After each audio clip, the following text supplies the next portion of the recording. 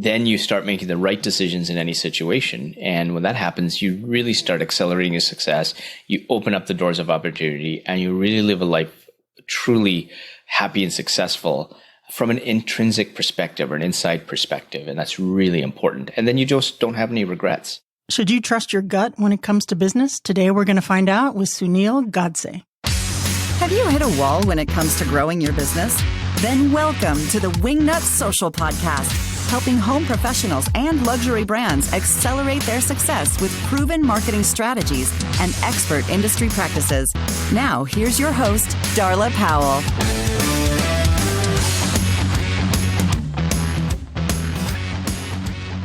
This podcast is brought to you by Wingnut Social, a digital marketing agency amplifying luxury brands across the U.S. and Canada. For more information, go to wingnutsocial.com or give us a call at 1-877-WINGNUT.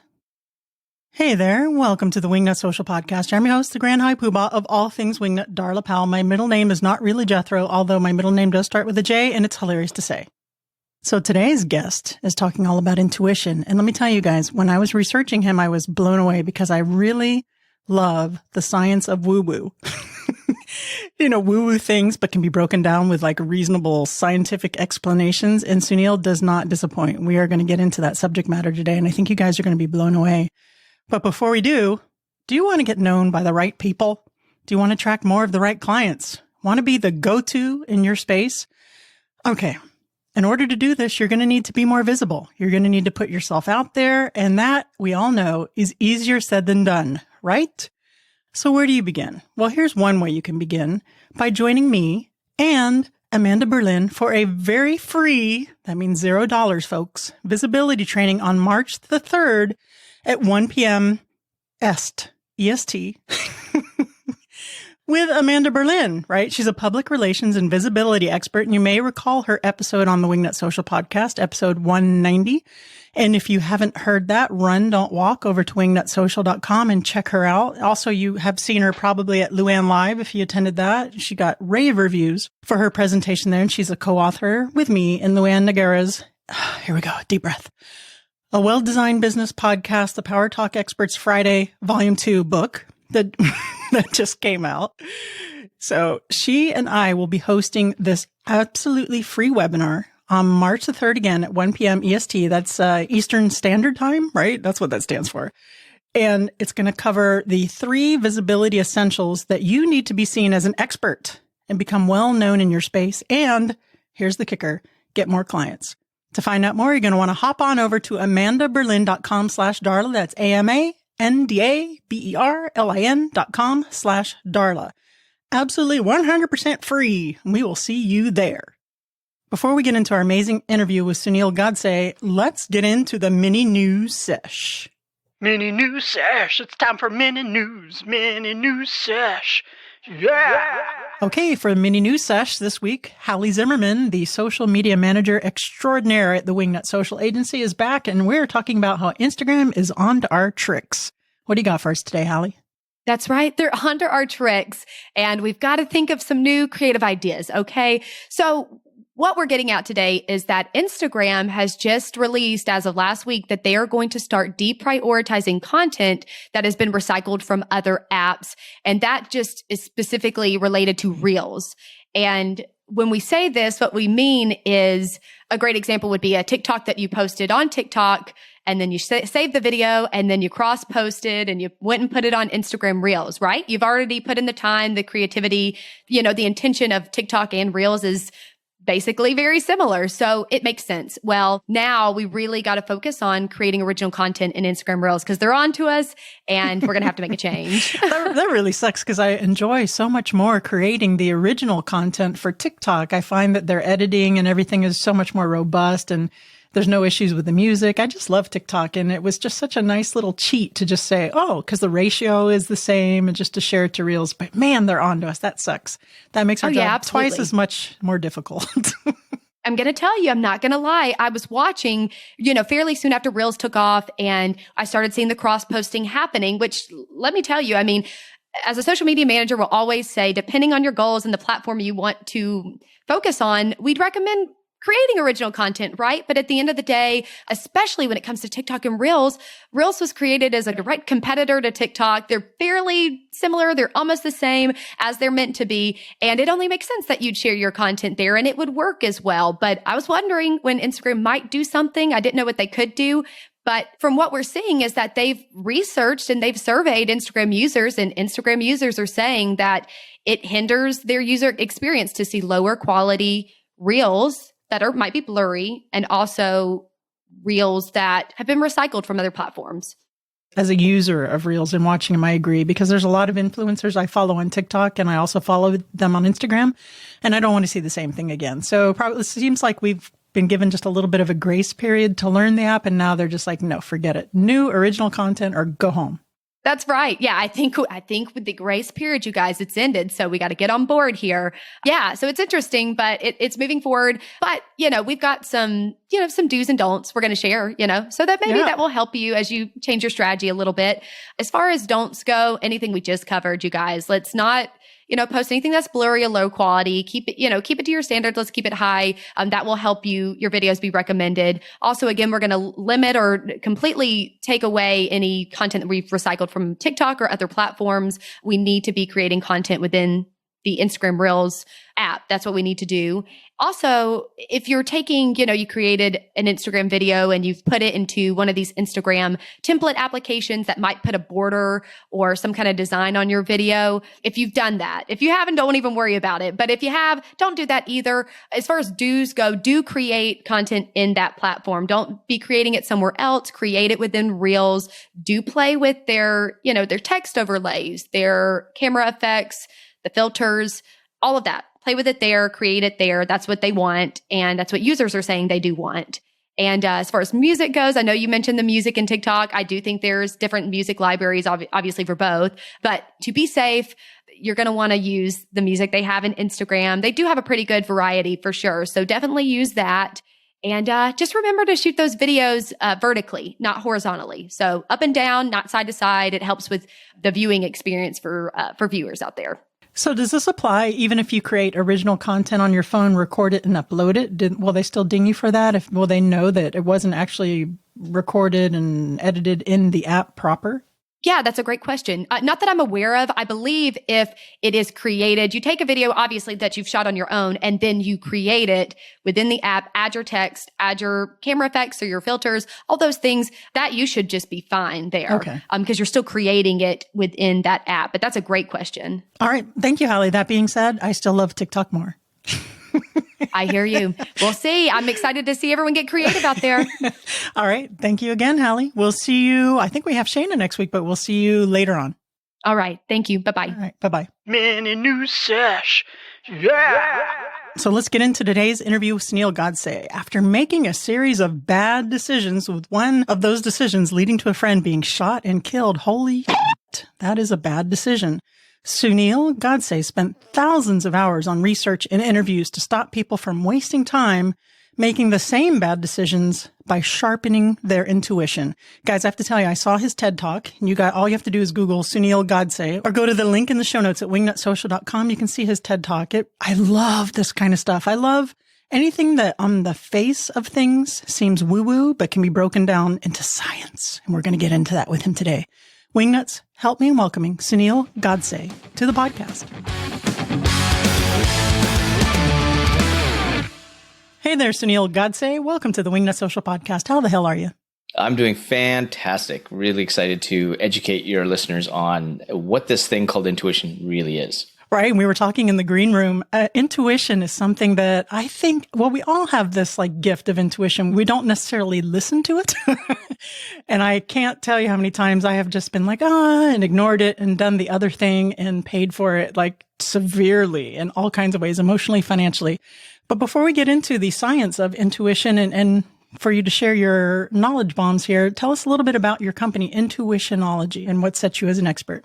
Yeah, so Intuitionology is really, the premise behind that is to really kind of help people stop making bad decisions by wasting their time, which they do. And so when they sharpen their intuition, and I show them how to do this through some tools and advice on something that is actually your own phenomenon that you're born with, then you start making the right decisions in any situation. And when that happens, you really start accelerating your success.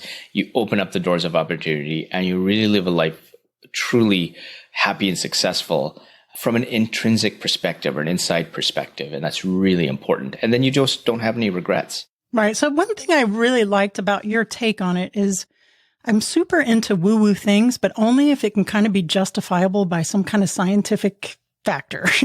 Yep. Right. Like, if you pay attention to The Secret or Law of Attraction, that's kind of woo-woo until you start delving into quantum physics. So I like to read about stuff like that and at least justify, okay, it's science, so it's not so woo-woo. So is this intuitionology? How much of it is woo-woo and how much of it is science? And what is the science behind it? There's a lot of science that backs it. And where I want to be careful with that is because intuition really is defined by each individual person. And there's science that backs that.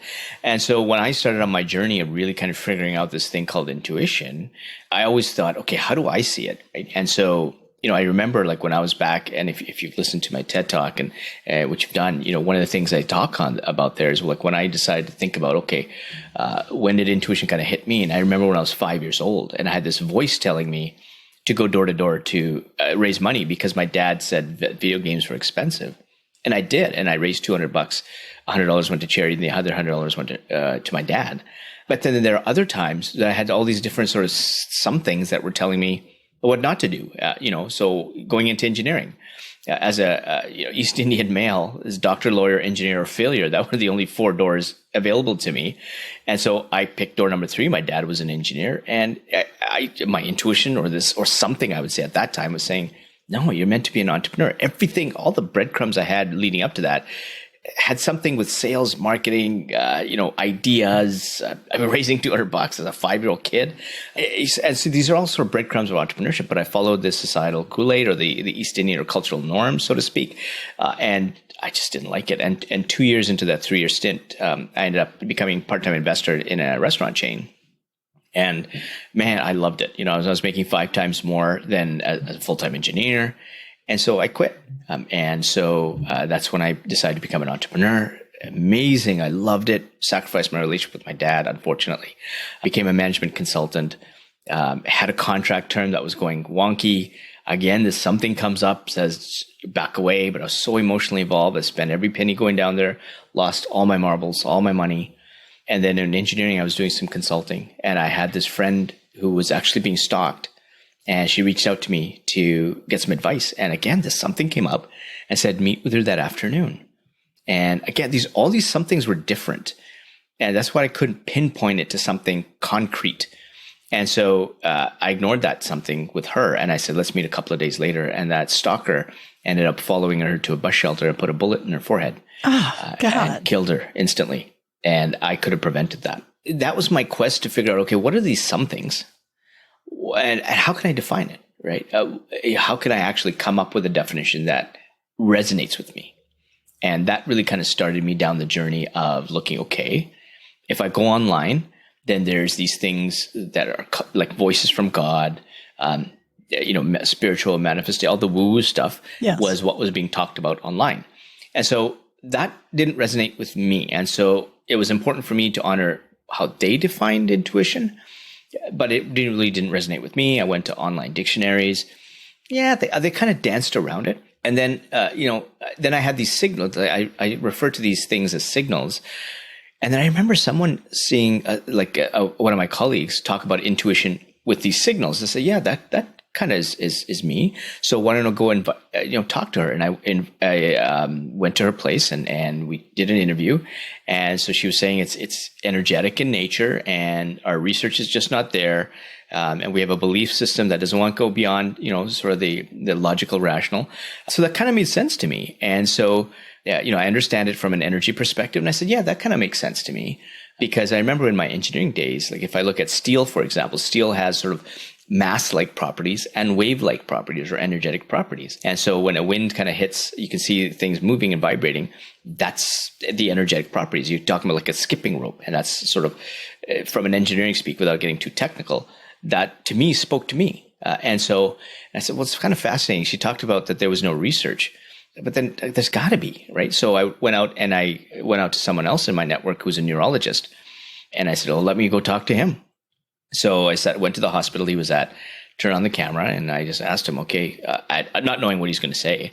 I said, well, does intuition exist? I said, bloop, goes on the camera. It absolutely does. He starts talking about the science and the gut and the neurons. And then he says a lot more research, and he trusts his patients. And he says more and more research, neuroscience research is coming out to show that it happens way more before we're actually conscious of it. And I think, okay, now I have a scientific background. So now I've got this art and science blend to it. That now speaks to me. I still don't have a definitive definition, and a little bit of alliteration there, and maybe some of your bloopers there. But I just didn't have a definition. And so I said, okay, let's look at the science. What does the science say? I go to an academic database, type in the word intuition, hit enter, and thousands of articles on intuition, personal side, entrepreneurship, business, MRIs. And one of the pieces of research, and this is why I couldn't find a definition, is because intuition hits you at the amygdala. That's the fight or flight prehistoric part of your brain. All it knows is fear, trust, like that's it. There's no language. If there's no language around it, there's no way I can have a definition. And so I understand what it feels like because this is the feeling part of your brain, but I can construct my own language, and therefore it's my definition. And so for those people who are talking about manifestation, woo-woo, or not, or data and information experience, that's their definition of intuition. So I like to think that a lot of the things that are woo-woo can be explained by science. Like if you were to go back in the Bible, some of the things, they just didn't understand that could be explained by science now. So what I have read about when we think about things like intuition, we're feeling it. Well, for me personally, I mean, I know you said in the amygdala in the brain, but I don't think you feel that as much as you feel it in your actual gut. And I have read that the gut itself is almost like a second brain because of the microbiome. And that there's something going on there that, like you said, you do feel it. It like knows before you do and just takes us a while to catch up with it. So absolutely. Yeah. And I can't tell you how many times I've had that gut feeling and made some horribly expensive decisions and gone against it and just not listened to it. So how accurate are those are those little microbiomes like a whole society of people that can read the future in our, little bacteria colonies or something, that I'm just being silly. But how accurate is that gut feeling? Do you ever have that, okay, I shouldn't do this, and then you do it and it turns out successfully, or you know what I mean? I know people listening can know exactly what I'm talking about, but again, to articulate it, it's kind of.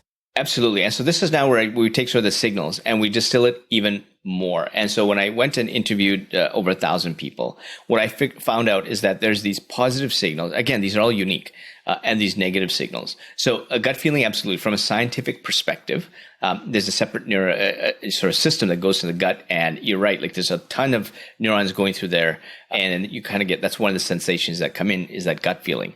But what I soon found out was that these signals are very, very unique to each and every single person. So for example, if you look at positive signals are there to help you make the decision because the decision you're about to make is the right one. So for example, for me, these positive signals are the dots connecting or feelings, just sort of a flow. And others have described it as, a gentle pull. And I even had one CEO talk about it as being an omen. So there's this thing that pops up on his right shoulder, behind his right shoulder, and there's no shape, no color. He can't really see it but he senses it's there. So whenever he's hiring someone or doing a business deal or going to work with a vendor and this omen comes up, it's a confirmation that what he's feeling at the time is correct. And so he goes ahead with what he's doing. I instantly had a visualization of those old Warner Brother cartoons with the angel and the devil on the shoulders. Yeah, exactly. And so again, that's someone characterizing that. Sure. So that's someone's interpretation of that. And so what I would say is, so what are your positive signals? And so, for example, and if we look at negative signals, these are the ones that are warning you that the decision that you're about to make is a bad one. And for me, a gut feeling is a negative one. And here's the thing with negative signals. They actually start very subtle in nature, and Oprah actually calls it a whisper. And so everybody that might be listening or even watching are going to, 100% of the time, they've gone into a situation, they walked into a room or saw a person or something, and there's that instant, there's something wrong. Yeah. And that's that subtle signal. And the problem is it's so subtle that we tend to ignore that. And what happens is as we ignore those subtle signals, they start to get louder and they change until they tap you on the shoulder, say, hey, listen, it's your intuition telling you that something's got to change. And in some cases, people have gotten headaches. People have actually heard the word. I had one girl hear the words "get out" to get out of a relationship. She ended up being that's 80,000. some Amityville horror stuff right there. I'm done. Yeah. and there was another guy. This is another one. A CEO, his name's Darius Mitrove. He was running a $1 billion company, 9-figure company, and it was time. There was nothing wrong with the company. And his intuition kept telling him, and he was just sitting in his car, and he basically uttered the words, "Quit now." Wow. Okay. And he did. He walked in, told his board what he was doing. They were kind of looking at him like, you okay? Because it was successful, but it was his time. And so these are some of the things that are very individual. And the problem with going with just the gut feeling is that, let's say for you, that gut feeling is decision number one. That's your first intuitive signal. For me, let's say I rely on that gut feeling because everybody talks about common gut feeling voice. But for me, maybe that gut feeling is signal number 3. If that's signal number 3 for me, that means I've missed the first 2 signals. If I missed the first 2 signals, I've made 2 bad decisions. Now, that bad decision could be I just simply bump into a wall. Or that bad decision, or those 2 bad decisions could be that I'm headed towards bankruptcy. I don't know. So the thing is, we need to take stock of what our positive and negative signals are. We need to take the time to figure out what those are, because the consequences, as you say, have cost you. Yeah. I remember, gosh, it was in 2005. I was dating someone and we bought a house together. We actually ended up buying a house together and we were in escrow. And I remember my gut telling me, you shouldn't do this. There's just something wrong. You shouldn't do this. But I had so much resistance as to the consequences of pulling out and saying, you know what, I changed my mind, that I went against my gut. And I'm telling you, $500,000 house. It ended up being a disaster. So that, which leads me to, why do you think we as human beings cancel that out, cancel our gut feelings out and go against it? Is it more of a cultural bias, or is it just something like we're just afraid of being judged on some, something seemingly woo-woo? Why do we not listen? So there's a couple of things. One is that there's something that I call 4 intuitive hurdles. And so what happens is when we have our values that are kind of weakened, and it could be weakened because of trauma in our past, or we don't kind of trust ourselves. Guilty. Or we feel guilty, or we trust other people, or we trust society more than our own trust. That's when these hurdles come and they squash your signals. So, without knowing the specific case that you had. So, and I'll go through these hurdles one by one. One is being too emotional. And in relationships, we tend to do that. So we get too emotional, we use self-talk, and then we rely on the other person and his or her opinion when we have an opinion ourselves, but we're afraid to exercise it. The other one is being too rational. So following societal or cultural norms, me getting into engineering was a rational decision based on being East Indian because it looked good from a societal perspective. The other one is ego, and there's 2 sides to ego. One is going to be, of course, your narcissism, but the other one is following the herd. And so that means that you are joining a group, or you bring someone in because either they're popular, or they're wearing brands, or they know someone famous, or there's something that has us wanting to be with that person, that group, or that family, but we know is not, like, they're going in a different direction. It's just not right. But for some reason, and I don't want to, everybody would know what that reason is internally, we stick with it. And the last one is fear. Fear is huge. And so one of the things that intuition does pick up on, and I'll run through, there's 4 intuitive types as well. Okay. But one of the big ones is experiential intuition. And so what happens is when you're making a decision, one of the research that came out of the science that I looked at was saying that infants as young as 2 months old have shown to have intuitive capabilities. So that was my premise, that if I was 5, then I must be born with it, was kind of, in my mind, true. And so if we're born with it, what intuition does is it takes all these experiences and it puts in the subconscious area of your brain, where research has shown it is. And it's just like a library putting all this experience. So when you're making a decision, your intuition is going to go into that library, pluck those experiences out, and say, okay, you're making a split decision, but guess what? you've already made this decision before, or you know somebody else that's made that decision, or you've got the raw skill sets to make that decision and take action. Whatever the case is, your intuition says, I'm going to show you the signal to say, yeah, you're going to make that decision. You should make that decision. But maybe you fear failure, you fear change, or you fear the unknown, one of those three. But it doesn't matter because you need to step through that. And one of the great stories I tell is there's a fellow by the name of David Dame who's been in a wheelchair, cerebral palsy, wheelchair all his life, goes on holidays, finally gets a chance to put his dream into reality of just simply sinking his toes on a beach and have the water go through his toes. So his friends wheel him up to the edge of the sand water barrier there. He gets up and he falls flat on his face. And he tells me, Sunil, I have two things I can do at this exact moment.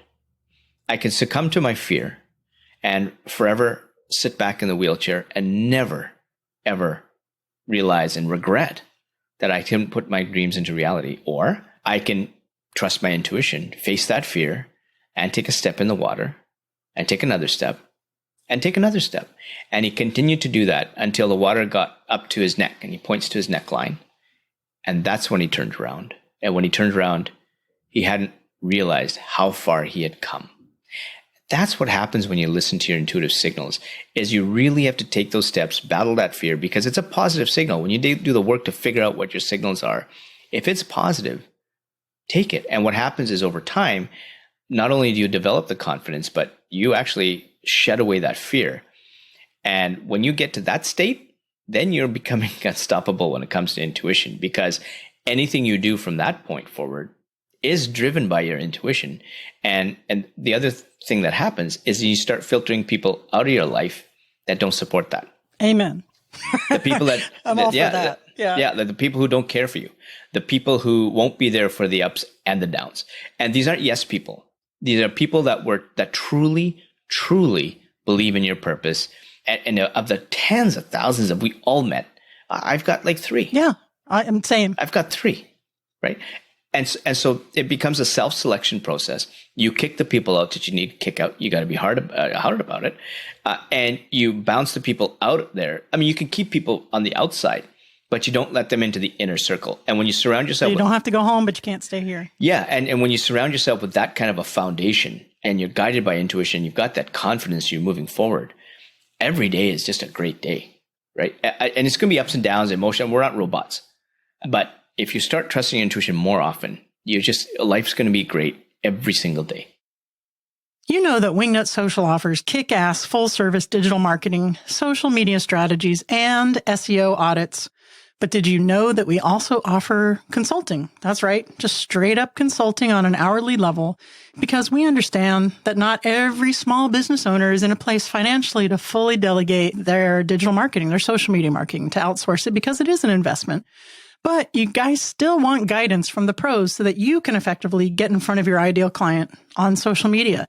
And you know what's even better? If you combine the consulting with the social media strategy, that's a killer 1-2 knockout punch. And you can still DIY it moving forward, still have that plan in place to accomplish what you want to on social media, whether that's getting your ideal client, whether it's doing brand collaborations, whether it's broadening your reach, or, just ruling the entire known universe. So we're happy to do that for you. If you just give us a call at 1-877-WINGNUT or go check it out at wingnutsocial.com. Again, that's 1-877-WINGNUT or wingnutsocial.com. We're happy to help you out. I love it. So there's a couple of times you were talking about negative and positive intuition. Like for some reason in my personal experience, the negative warning signs, I have not been so great about listening to and saying, you know what? No, on second thought. But the positive ones, I mean, I quit a career and became an interior designer and to do the social media. And that was a great listening to my intuition. I gave my lieutenant 2 weeks notice when the intuition was there and that moment struck. But how do you, if you're speaking to the person listening to this right now who has an intuition factor, and how do they differentiate the message that's coming to them from maybe they're afraid of something to do it? What's the difference between a gut feeling of, listen, you don't want to do this because this person is the devil, or maybe they're just afraid of going outside of their comfort zone? How do they know which it is? So this is where they need to spend time to really look back at the decisions that they've made. And so one of the things that we'll talk about at the end is I have the 7-day challenge that I have people that go through. And basically they have a problem, and it's free. There's I mean, they don't even know. So essentially what the 7-day problem does, and it's a process that they should go to, is basically what they're doing is figuring out, okay, what problem do I have, or what decision do I want to make? And that's the very, very start. And what does it mean to me to solve that problem? What are the outcomes I'm expecting? What things can I shed? How's this going to move my life forward? So all those questions basically have to be asked and then sort of journalized or written, or in the PDF form that I provide. They actually type it online there or just print it out, whatever it is. But the first thing that they do is they look back to what didn't work for that decision. And so when they look at what didn't work, then this is where they're going to be paying attention to, okay, now I'm taking an inventory of my negative signals. So if it was a gut feeling, great. That was something that came up because I did this, I took this step, and that gut feeling told me not to do it. And these are internal thoughts, they don't necessarily have to be out and talk about it, but it's important to journal this thing. Yeah. And then, so if it is that gut feeling, very much like my example I did before, was that the first decision? Or was there a previous decision to that led you to that bad decision, that led you to that gut feeling? So then if gut feeling was decision number 3 or signal number 3, then you want to look at what signal number 2, and then you also want to dig a little bit deeper, figure out what signal number 1 is. So when you do that process, then you really get a good inventory of signals. And that's important to do that first. The next thing you do is you go to a place where you cut out the noise and think clearly. So for example, for me, in the shower, when I drive long distances, and sometimes in the middle of the night, I'll wake up 2, 3 in the morning. And for some reason, a lot of marketing decisions come to me at 2, 3 in the morning. I'm not sure why, but it also has to do with the digital marketing and the marketing campaigns that we have with my team. But whatever it is, you go, some people take a walk, some people cycle. And what you do is you sit and think about how do I solve that problem? What steps am I going to take? And then you start listing the steps. And you'll get those positive signals, because a positive signal will be sort of the dots connecting, feel, flow, whatever it is for you, that when you say, I'm going to take this step, what does it feel when you say that?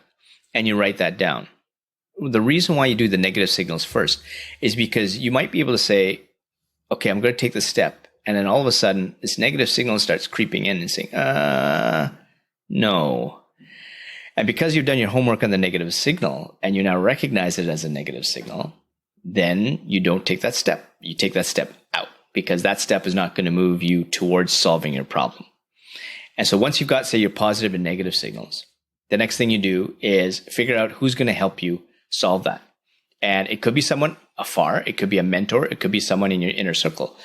Be very specific. Don't forcefully, emotionally bring in your best friend because you happen to get excited that this is an exercise that you want him and her involved. Right. If that best friend does not help you solve that particular problem, they are not to be part of that decision set. And so it's very, very careful. That's a warning that I gave in the video in that task.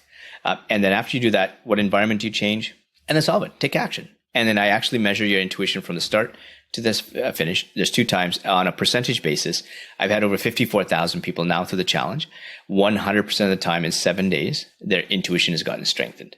What is the link for that? We'll go ahead and mention it now and at the end as well. We'll put it in the show notes. Yeah, intuitionology.com/7-day challenge. And there may be a link there. I think we'll link to specifically for your peeps as well. So we may have intuitionology.com/Wingnut Social /7-day challenge. I love that you said the journaling part, because I do journal every day, business stuff, appointments, just free flow. But I had never thought about journaling gut stuff. If there's business decisions, like right now, I'm deciding, do I need to hire someone for digital marketing for Wingnut Social? I'm kind of on that precipice and I'm not sure exactly what my gut's saying. What do you do if you're like on the fence and you don't know if you're getting a positive or a negative message on that? Do you just kind of wait for it to be inspired by going on a walk or going on a bike ride, or how do you? Yep. So there's that. So let's go through the 4 different types of intuition, because I think the 4 types will make it a really, really good, because one of them is called relational intuition, which is going to inform you here. So, and I'm going to talk about the 4 types of intuition from a non-believer's perspective. And so the way I characterize intuition is that it's like driving a car. Most people just want to push the button or turn the crank and then hear the engine, which are your signals, and just drive. There's some weird people like me that sometimes want to pop the hood open and take a look at, ooh, there's some neat stuff going in there. And so from an intuitive perspective, and this is what was really important for me to understand how it worked, I needed to pop the hood. And when I popped the hood, there's these 4 types of intuition that came together that in a split second helps you make the decision. And the way it communicates with you is essentially through the engine noise or the signals. So one of the first interviewees I had was someone who absolutely did not believe in intuition. And it's a friend of mine, John Rothschild, a very nice gentleman. And so this guy was an investment banker where data ruled the roost. And so if I came to him and I was telling him, oh yeah, I've got some people see omens and voices from God. And so he's saying, okay, and you want to interview me on intuition? So we'll do it. We'll talk about intuition for 5 minutes and then maybe we'll catch up for the rest of the 55 because I don't know what we're going to talk about. And so I turn on the cameras. And sure enough, I tell him about the omens and all these kind of things. And he actually says, I would love to shake the hand of the guy who sees omens. And, intuition just doesn't, it's unfortunately not part of your decisions. I mean, your decisions that you make are based on experience and data and learning. And I said, well, John, one of the 4 types of intuition is actually called experiential intuition. And it does take into account, like when you're born with intuition, you've got all these experiences over time that are being put in the subconscious area of your brain. And if you look at your brain like an iceberg, 90% is underwater, 10% is above. So information all the time. So when it comes to making a decision, you already have all that information that your intuition brings back from the library to say, hey, listen, you know how to make this decision. In the past, you've got the skills, the raw skills to do it. You've already seen someone else do it. So I'm telling you, you can make this decision. So your experience actually helps you, and the data helps you make that decision. In some cases, you go against the data. And so John says, oh, well, I actually have an example for you. So now he's getting it a little bit. The second of the 4 is called situational intuition. And there are times when you actually look at it, and I often use the time when my wife and I were looking to buy our first house. We walk in and we instantly know whether it's a house or a home. You get that warm, inviting feeling or cold. Or you come to some place and go, there's something off here. And so that's situational intuition. And so in John's case, John was in the business of putting franchise locations together. He used a benchmarking system, which was used like demographics and traffic flow and all that development. And out of a 9 out of 10 meant that he would put a franchise location. He walks into this area, which was a 5 out of 10 that his team put together. And him and his partner just looking and says, I think we need to put a location here. And his intuition was saying, it was perhaps intuition, maybe not, but they did. And that franchise chain called the Beer Market was the most profitable from a profit loss perspective. Wow. Ever. You had me at Beer Market, by the way. Yeah. And so now he's getting it. And so we're talking about intuition in partners, in bringing people on board. And then one of the decisions that he made at the very end, and I asked him, John, did you ever make a decision that was so obtuse that people thought you were nuts? And so he said, oh man, do I have a decision? And so what he was saying is that, so intuition works really, really strongly when you have your really strong values or your purpose. And he was so much on the sidelines as an investment banker, but he was never coaching a business or running a business. And his purpose changed. He actually wanted to run a business. But the third of the 4, and we talked about relational intuition in terms of talking about bringing on someone to hire. All the people around him that were concerned about money, ego, fame, security. He cared nothing about what John wanted. We're all saying you were nuts. His relational intuition were able to discard all those people from his decision set and focus on the one person that truly supported him in what he wanted, and that was his wife. And now this is a non-believer. This is now 55 minutes later. He turns to his wife and he looks her in the eye and he's telling me, he says, this just feels right. Wow. There's your intuitive signal. And he did. He quit. This guy was making $3-4 million a year, high-end restaurants, private jets, limousines. He could have picked a business with strong cash flows, great revenue stream, a strong balance sheet. Nope. Tiny, bankrupt little restaurant. And he did. He quit. He walked into that tiny bankrupt little restaurant. That was restaurant location number 1 for Eastside Mario's. And that became over 1,000 locations in 20 years, $2 billion in revenues, all because of an intuitive decision. And so from a non-believer, we now have the 4 types of intuition all working together, telling him with a signal that this just feels right. And in 1 hour, I went from 0 to hero. And I was saying, wow, if I can do this for him. And it's his intuition, his stories, his signals, his 4 types. I'm just shining a light on it.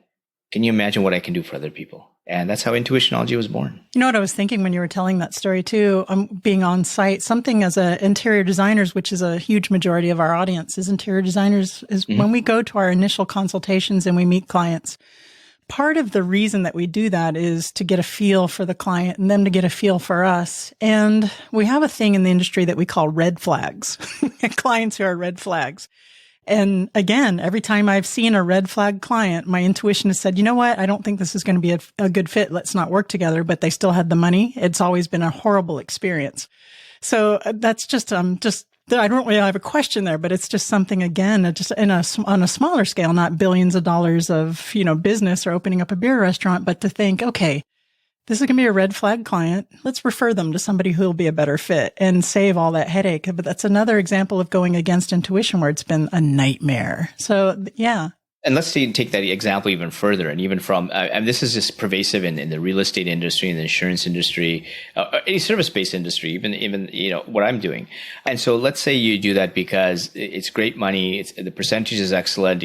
We're all going to use this self-talk to try and justify why we should go with that client when we already know we shouldn't. And the laggard indicator is the nightmare. The laggard indicator is the time wasted, or frankly, sometimes the money wasted. And there's a term I call opportunity cost. And opportunity cost means that it's not just that initial time and all the other times that you wasted. Okay, yeah, you got maybe a nice paycheck, but all the headaches that came with it. But you also have to look at not just that time wasted and maybe that money and energy effort that was wasted, but what about the stuff that could have been, the money that you could have made, the time that you could have spent with someone else that was a good ideal client, the energy that you could have spent with someone else that truly aligned with your intuitive values or your intuition. That's 2 times the cost of making a bad decision. So yep, your bank account went up 1, but it could have gone twice as high and you would have been happier. You're right. Saying yes to a bad client is saying no to a good one. Yeah. Sometimes, and those good clients are going to refer you because you just have that vibe with them. It's fun. It's exciting. Intuition's a 2-way street. So if it's a bad client and you don't feel it, they feel it too. And so, yes, you're a conduit and this is how I pick real estate people. If I am not in alignment with them or if they're treating me like a number, I know they don't care.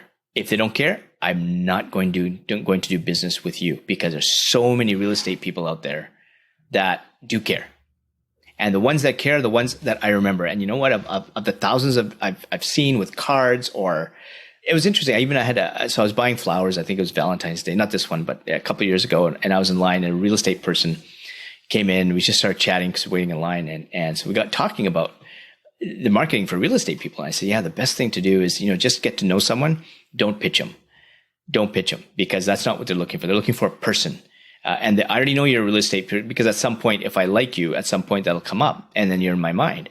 And sure enough, at the very end, as I'm paying and leaving, the card gets shoved in my face. And I just said, we just had this whole discussion. And I do remember her. I remember her face, lovely lady, lovely smile. I will not give her business, unfortunately. Yeah, it's about relationship building, right? Absolutely. Not pitching. 100%. 100%. Everything's about relationship. The marketing you put out, the sales language you use, and it has to be genuine relationship building. If you're not walking your talk, again, that relational intuition for me is going to pick up on that. And if you say something fantastic, if you put out marketing messages, great. If you're part of the herd, then you're going to get lost. And so you can't put anything there that is not congruent with how you act when you're not looking or when I see you in person. And so if there's this dichotomy between who you think who you want to say you are and who you really are, you may suck a few people in, but the ones that should matter to you are the ones that are going to refer you, aren't going to do business with you. And they may never tell you. And I'm going to tell other friends not to do business with you. We just had this with one of our friends who moved out of country. And we had this discussion about real estate people. And there were 5 of us that are really tied well. And generally with our 5, if one has someone that works well for them in whatever capacity, they get business generally from all the other 5. It's an instant business as long as they're doing it in a genuine way. So we've kicked people out of that network, and we've made this discussion about real estate people. We've had this discussion about interior design people as well.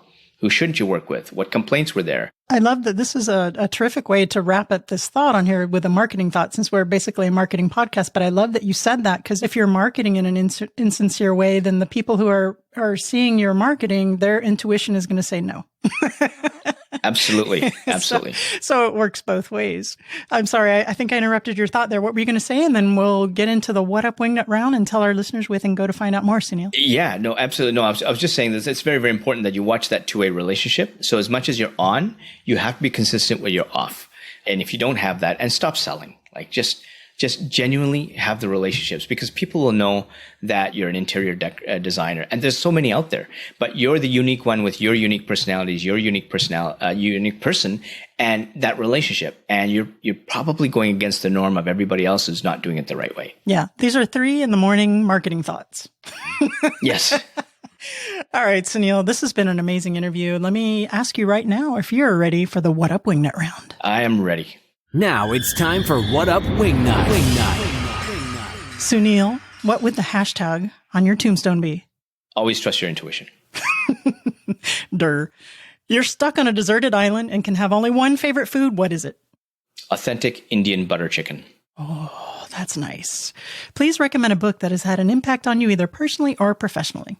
Power versus Force by, I'm looking at it right now, David Hawkins. It's a little bit older, but it talks about energy, and so it's a little bit heavy, but it talks about creativity, this thing called intuition from their perspective, and some of the experiments they used to do in the 70s and 80s, just to even think about just changing a word from something from positive to negative, and your body instantly reacts. Wow. It's a phenomenal book that was recommended again and again by people in the space of stuff like meditation. And it's not heavy that way. Right. It's a very practical way of doing it, but it's really changed the way I've kind of shaped my way through intuition and the thoughts around it. Awesome. I just added it to my Audible queue because I am a bookaholic. Sunil Godse, please tell the listeners where they can go to find out more about you. And if you could repeat that link again for the little course thingy. Absolutely. So I'm on all the major channels, LinkedIn, Twitter, Facebook, Instagram. I'm going to try TikTok. I'm not going to dance, because if I dance, your intuition will say, please unfollow. Or if you like some entertainment, yes, you could say, oh, that guy can't dance for sure. And then you can go to intuitionology.com. There's lots of links there for the 7-day challenge. I'll give a specific link for you for your show notes if they want. Yeah, that's how you get into my world at the start. And if you use that template from the 7-day challenge, you can use that for every single decision. You don't have to do anything with me after that. And now you have a template to make every single decision the right one based on your intuition. Awesome. I'm definitely going to hit that up myself. You guys can go to wingnutsocial.com/podcast. Look for this episode with Sunil Godse. Sunil, thank you so much for taking the time to join us today. You've been a terrific guest. You have an amazing week. Thank you.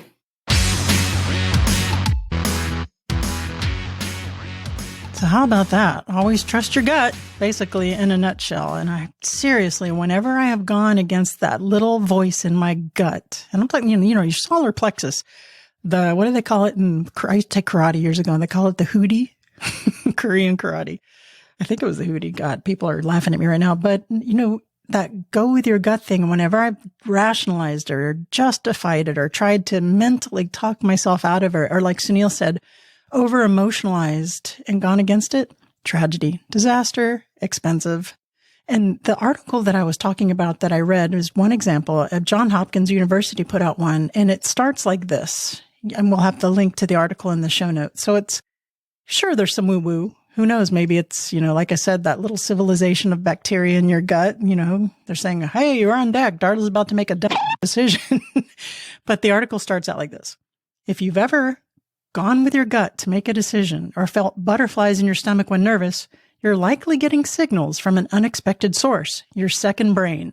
Hidden in the walls of the digestive system, this brain in your gut is revolutionizing medicine's understanding of the links between digestion, mood, health, and even the way you think. So what does your gut's brain control? So maybe there actually is a non-woo-woo part of this gut situation. But I know that you're out there listening saying, you know what, Darla, you're right. I remember this one time when A happened and I knew I shouldn't have done it. Or this client that I had this feeling. I kind of just knew that I shouldn't work with her, and all hit the fan, and it ended up being an awful experience, and I'll never do it again. But sometimes we still do it again because we're trying to rationalize our way through it. So I'm going to start journaling. I'm going to start journaling my gut decisions. And I was thinking too, when I was talking to Sunil, I do meditate every day, or at least every other day, about sitting in that quiet space and seeing if I can have my gut tell me, do I need to hire? Do I need to hire a salesperson for Wingnut, or do I need to do A, B, C, or D? Because sometimes, you're on the fence. You don't know, between the brain or between that gut feeling. So I think this is an exercise. I'm going to start journaling and seeing if I can get in better touch with that gut feeling now that I, feel more empowered to listen to it and to follow it. So I really do hope you like my conversation with Sunil Godse. You guys should check out his TED Talk, which was terrific. I want to watch it again, actually. That link will also be in the show notes at wingnutsocial.com/podcast. Look for this episode with Sunil Godse. Go and sign up for his 7-day course, which I'm going to do that. The link again in the show notes. Also, if you like what you hear, please leave us a review on whatever the hell you're listening to this podcast on. Come check us out on social at Wingnut Social on all of God's green earth social media channels. God created social media, don't you know? And if you need help with marketing your business, give us a call at 1-877-WINGNUT, or hop on over again to wingnutsocial.com and check us out, see what we're all about. We have some amazing case studies for current clients, and you'll be blown away with the results that we've been able to achieve for them. So go check that out. The case studies at the top of the navigation there. And that's it for this week. So guys, remember to go out there, get uncomfortable, and be great. You've reached the end of this episode of Wingnut Social, but that's only the first step into accelerating your business the Wingnut way. Head over to wingnutsocial.com or call us at 1-877-WINGNUT to see how we can help you take your business from social mediocre to social media master. We'll see you on the next episode of Wingnut Social, your social media tightly fastened.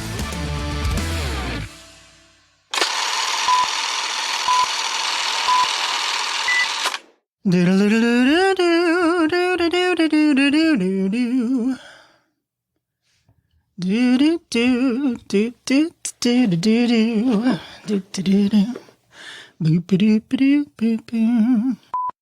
tell you a little bit about what we going. We going gats on. Hold on, here comes the schmutz. Here comes the schmutz. It's all right. Do doodle do doodle do doodle do. Okay. Would you believe that I quit drinking? This could have been a bad week to stop sniffing glue.